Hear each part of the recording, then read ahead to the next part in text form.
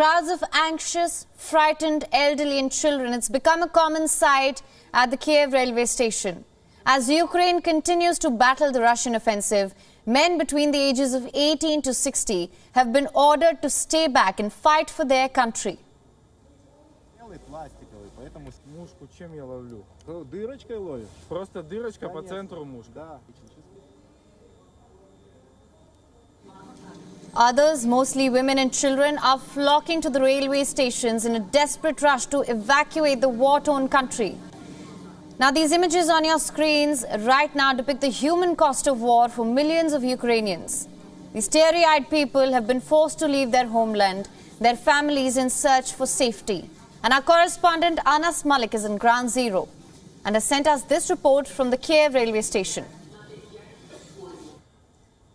Well, I'm at the Kyiv railway station where there are hundreds and hundreds of people who are trying to leave. There are emotional scenes around. The elderly are leaving.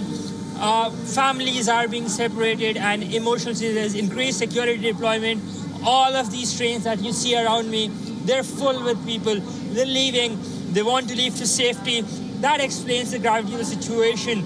Emotional reunions over there. If my camera person can just show you. There's a couple that's being separated and they're leaving. And as I said, pretty grim scenes around. Hard to cope up with this. That is the tragedy of war that Ukrainians are currently facing. And they have to go through this. You see, the elderly, the police are assisting them in being transported.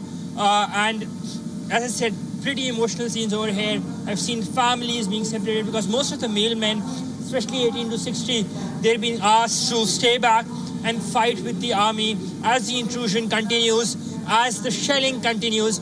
That is a problem, that is a bigger hindrance because safety is the key. And these trains are taking residents out of Kyiv into Lviv to safety. Anas Malik in Kyiv, Ukraine for WION. World is one. WION is now available in your country. Download the app now. Get all the news on the move.